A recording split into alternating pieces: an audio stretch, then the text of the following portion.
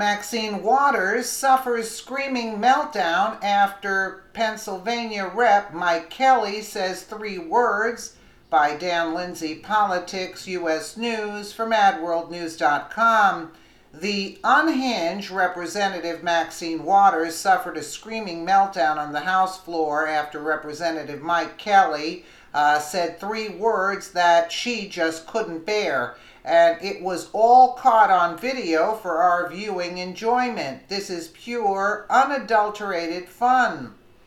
The crazy Congresswoman from California is making headlines again with another unforgettable meltdown in front of other House members on Tuesday, May 8, 2018, according to Breitbart. Apparently, Kelly uttered the wrong three words in front of Auntie Maxine, and that was all she could bear in her little liberal mind. Waters' meltdown was bizarre even for her, and seemed to be triggered when Kelly suggested that America should shift its focus from the things that divide us to the things which unite us. You think maybe? We are trying to make sure we are making America great every day in every way, and the best way to do that is to stop talking about discrimination and start talking about the nation, Kelly said Tuesday, aiming his comments towards Waters. We're coming together as a people in spite of what you say. I'm telling you, this guy really gave it to her. And yet, the arrogance of Maxine, I mean, there's got to be something to do with vote these people out. Vote these people out. That's all I can say. Then committee chairman Tom McClinton interjected. Okay, let's just take a listen because, yeah. And you see, in the end, she says, I resent the remark about making America great again. You see? I mean, really, I saw this, and I was like, what? We are trying to make sure that we're making America great every day in every way. And the best way to do that is to stop talking about discrimination and start talking about the nation. We're coming together as a people in spite of what you say. Thank you, gentlemen. I yield back. Gentleman's time has expired. Members are reminded to address their remarks to the chair. The gentleman from Texas reserves, the gentlelady from California. Thank you very much. The gentleman, Mr. Kelly, please do not leave because I want you to know that I am more offended as an African-American woman than you will ever be.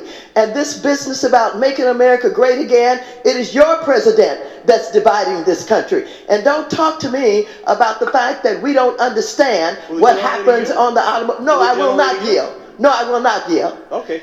Don't tell me that we don't understand. That's the attitude that's been given toward women time and time again. The gentlelady will suspend. The chair wishes to remind all members that they are to address their remarks to the chair.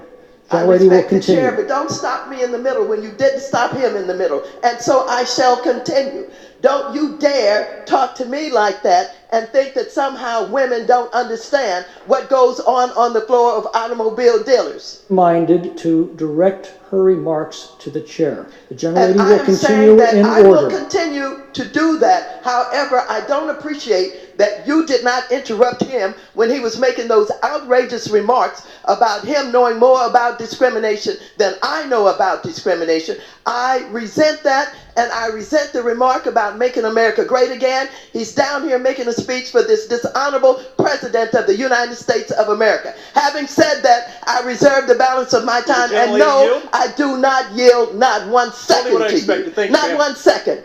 Not 1 second to you.